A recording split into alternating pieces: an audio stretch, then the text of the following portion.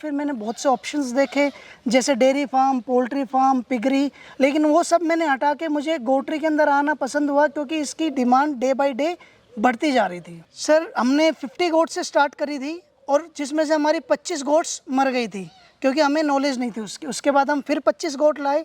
Then there after हमने 4400 plus goats हम बेच चुके हैं और 650 के अराउंड हमारे फार्म पे खड़ी हैं।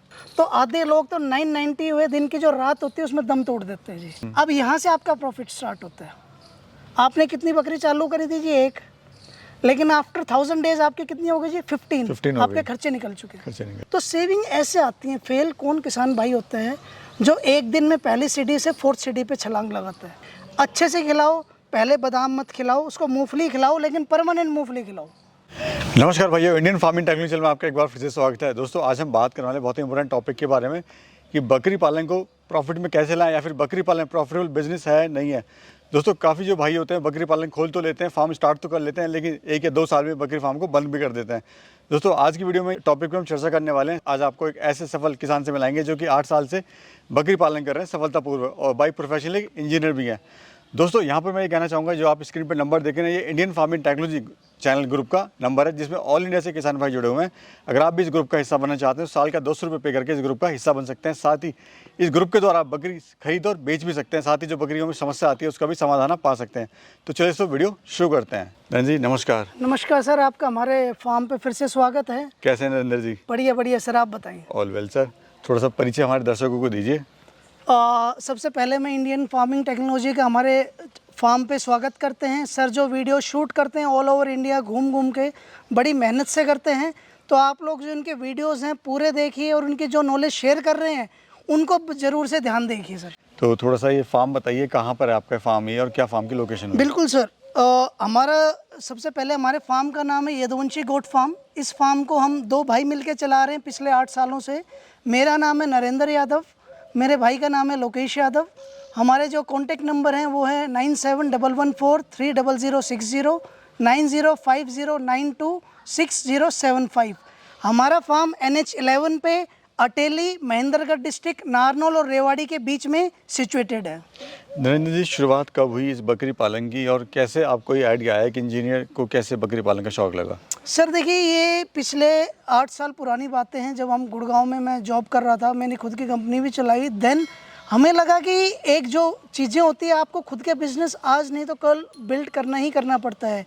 अगर हम गुड़गांव भी रहते सर, हम बच्चों को फैसिलिटीज़ तो दे पाते हैं लेकिन उनको टाइम और जिसे हम एजुकेशन, संस्कार, बेसिक जो चीज़ें हैं वो कभी भी नहीं दे पाते। क्योंकि आप पैसा कमा सकते हैं या टाइम दे सकते हैं, दोनों चीज़ें जिसके पास है वो तो सिर्फ अंबानी जी बन सकते हैं जी जी। तो हम दोनों चीज़ों को देखते हुए, क्योंकि हमें घर पे भी ध्यान देना है, पिताजी भी हैं, अपने बच्चे भी हैं, उनको एक अच्छे एनवायरनमेंट में क्लीन में रखना है, पोल्यूशन से बाहर रखना है, तो इस कारणवश मैं अपने नारनौल साइड आया। नारनौल साइड आने के बाद फिर मैंने बहुत से ऑप्शंस देखे, जैसे dairy farm, poultry farm, piggery, लेकिन वो सब मैंने हटा के मुझे गोट्री के अंदर आना पसंद हुआ क्योंकि इसकी डिमांड डे बाय डे बढ़ती जा रही थी। अभी जो शुरुआत आपने करी कितनी गोट से करी थी? सर हमने 50 गोट से स्टार्ट करी थी और जिसमें से हमारी 25 गोट्स मर गई थी क्योंकि हमें नॉलेज नहीं थी उसके बाद हम फिर 25 गोट लाए। देन देयर आफ्टर हमने 4400 प्लस गोट्स हम बेच चुके हैं और 650 के अराउंड हमारे फार्म पे खड़ी हैं। 25 गोट आपकी शुरुआत में मर गई, यानी बहुत ही मोटा नुकसान आपको हो गया। जी सर, बहुत ज़्यादा उसमें नुकसान हो गया। हिम्मत नहीं हारी सर, लगा नहीं गया ये किस गड्ढे में घुस गया मैं? अक्सर यही होता है बकरी पालक भाइयों के साथ में। सर देखिए, जब बकरियां मरती हैं सब कुछ होता है तो हमें पता होता है, तो हमारा यही था या तो हम गुड़गांव साइड चले जाएं, हमारे जो बिजनेस थे, जॉब थी वहाँ स्टार्ट कर दें, या फिर हम इसी धंधे को देखें कि गलती कहाँ हुई और सबके अप्स एंड डाउन्स आते हैं।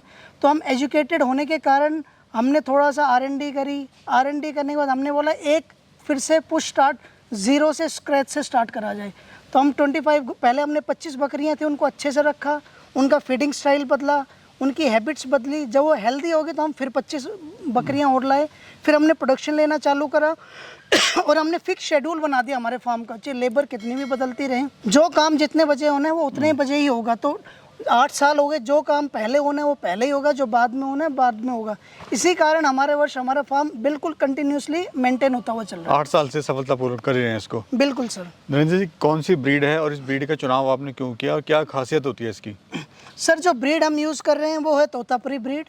ये आपका जमुनापुरी और सिरोही है, जिसे हम कुचामन कहते हैं, इसकी क्रॉस ब्रीड है।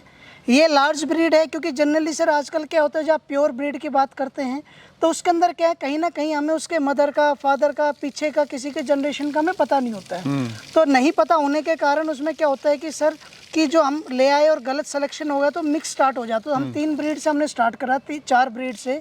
तो उसके बाद हमें लगा कि जो क्रॉस हो जा रहा है तो उसका हम क्या करेंगे बोला, लेकिन हमने जब उसके पास गौर करा तो हमें तोतापुरी ब्रीड के अंदर आगे सेलेक्ट होते गए। और ईद पे बहुत अच्छी डिमांड है सर इनका, जो लार्ज ब्रीड, इनके बकरे बहुत अच्छे बनते हैं, बकरियां बहुत सुंदर है इसकी। तो इसीलिए फिर हम तोतापुरी ब्रीड की साइड हम चले गए इसमें। अभी सर पर्पस क्या आपका, आप ईद के लिए तैयार कर रहे हैं या फिर बच्चे वगैरह सेल कर रहे हैं, ब्रीडिंग के लिए आप काम कर रहे हैं? सर हम ब्रीडिंग का काम तो हमारा चल ही रहा है। ईद पे भी हमारे पास कोई लोग जिनका बजट कम होता है वो छोटे बच्चे ले जाते हैं, हम ईद पे भी बेचते हैं। जैसे हमने पिछली बार 250-300 बकरे बेचे थे। तो अब जो हमारा जो फार्म सेटअप कर रहे हैं, हम उनको ट्रेनिंग देना, फार्म मैनेजमेंट सिखाना, वैक्सीनेशन, फीड का, हम सारी तरीके से ऑल इन वन एक ग्रुप की तरह हेल्प कर रहे हैं। जिस चीज़ में भी जिसको ज़रूरत है हम उस चीज़ में उसको हेल्प करते हैं। सर कोई भी जब बकरी पालन शुरू करता है, करने की सोचता है, वो बड़ा कंफ्यूज होता है कि प्रॉफिट किस में, ईद पर्पस में है या फिर ब्रीडिंग पर्पस में है, तो वहाँ पे बड़ा कन्फ्यूजन होता है। देखिए सर, बहुत ही सिंपल सा लॉजिक है कि जब आप खुद की ब्रीडिंग करेंगे जब भी आप ईद के लिए तैयार करेंगे। अगर आप बकरा आज 10,000 का खरीद के लाए हो, आज गेहूँ 20 रुपये जी, कल 24 रुपये होगा, तो वही बकरा अगली बार आपको 13,000 का मिलेगा। तो आप बाहर से प्रिक्योर करते रहोगे तो आपका परसेंटेज जो 1/3 है वो तो आपने वैसे दे दिया है बाहर। जी जी। तो जब हम खुद का ब्रीडिंग कर रहे हैं तो ब्रीडिंग में जो हमारा बकरा तैयार हो रहा है, हम उसको जो बेचेंगे वो हमेशा ही प्रॉफिट दे के जाएगा सर। बिल्कुल। अभी कितनी गोट्स हैं टोटल सर? हमारे पास 650 प्लस गोट्स है, छोटे और बड़े को मिला के। कितने मेल हैं और कितनी फीमेल हैं? सर अगर हम अराउंड बात करें तो 250 के अराउंड तो हमारे पास एडल्ट फीमेल हैं। करीब 150 प्लस माइनस 10% हमारे पास मेल है जी, बाकी हमारे पास छोटी फीमेल है। अच्छा, लास्ट लॉट आपने कब निकाला था, कितने का निकाला, उसमें कितना आपको एक मोटा मोटा प्रॉफिट हो गया? सर अगर हम बात करें तो लास्ट लॉट हमने बकरों का निकाला था ईद से पहले, करीब आप मान के चलिए 25 का था। तो उसमें हमें लगभग आप मान के चलिए जी, उसमें लगभग हमें 4.5-5 लाख का प्रॉफिट हुआ था। वो आपने इसमें शुद्ध मतलब मुनाफा? प्योर प्रॉफिट जिसे हम बोलते हैं, बाकी एक्सपेंस वगैरह सब काट के।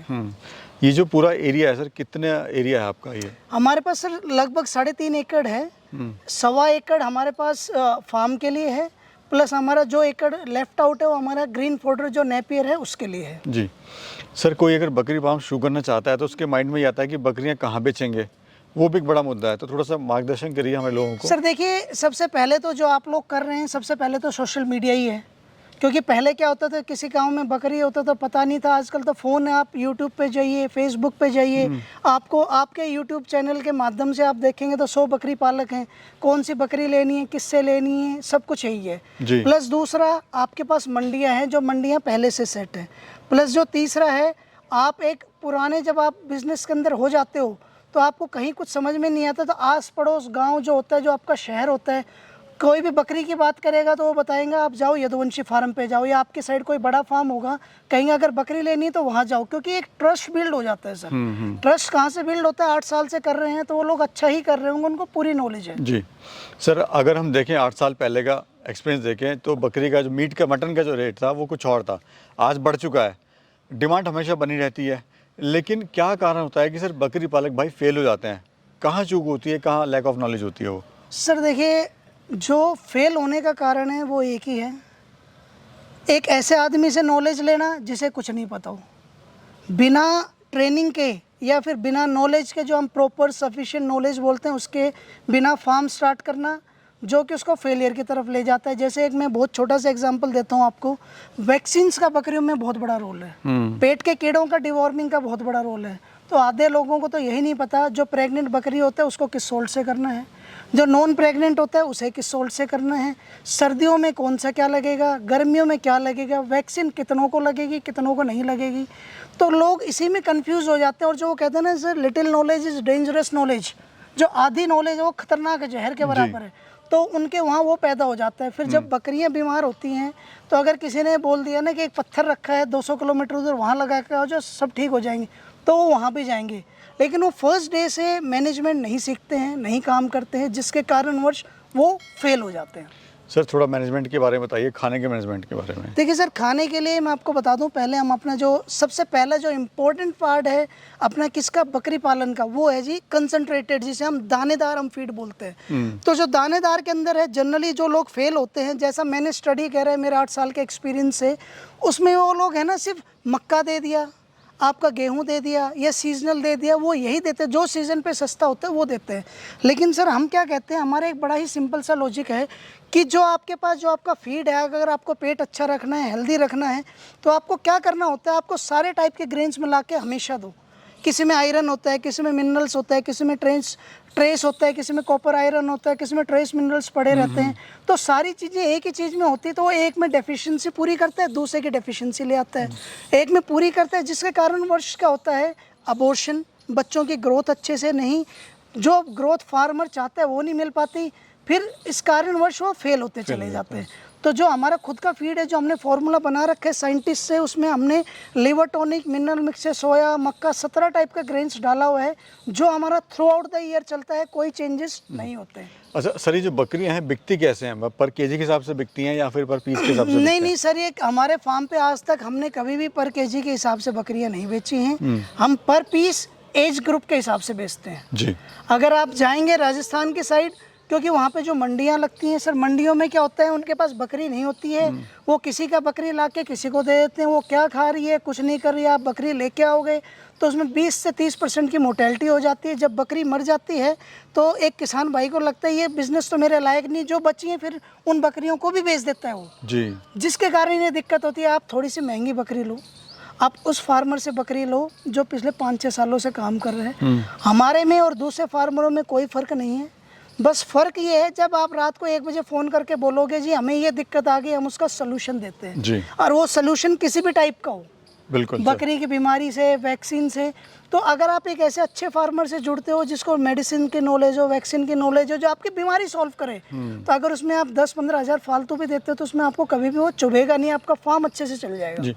सर एक मोटा समझाइए कि अगर कोई बकरी पालन शुरू करता है, फॉर एग्जाम्पल वो एक बकरी से, मतलब एक बकरी ले लेते हैं, अगर 10 से शुरू कर रहा है तो हम एक ले लेते हैं, तो वो कितने साल में कितने कितने बच्चे देती है और किस तरह से फार्म की ग्रोथ आगे बढ़ती है? देखिए सर, एक बड़ा ही सिंपल सा रीज़न है। हम कहते हैं आप बकरी फार्म स्टार्ट करते हैं, रेदर आप कोई भी बिजनेस स्टार्ट करते हैं तो उसको 1000 दिन लगते हैं। 990 दिन में आप कुएं में पड़े होते हो और 1000वां दिन आता है उसमें कुएं से ऊपर निकलते हो।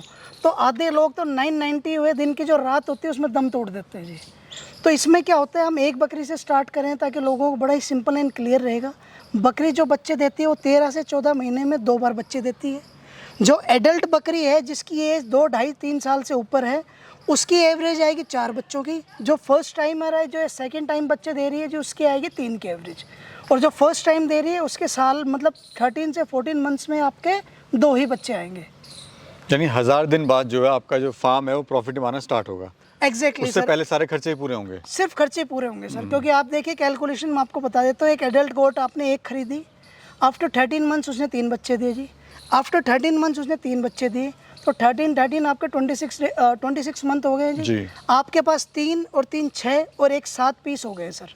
अब 7 पीस में जब वो बकरी ने दूसरी बार बच्चे दिए, तो जो पहली बार जो बकरी ने जो बच्चे दिए थे वो 1-1.5 साल के हो चुके होंगे, तो वो भी दे देगी। तो आप एक बच्चा आप उसका ले लो, 2 हम मेल लगा लेते हैं। तो सर, तो जैसे ही आपके ये पूरे होते हैं, जब पूरे होने के बाद आपके क्या होंगे, आपके पास 8 पीस हो गए सर। आपने कितना लिया था? 1।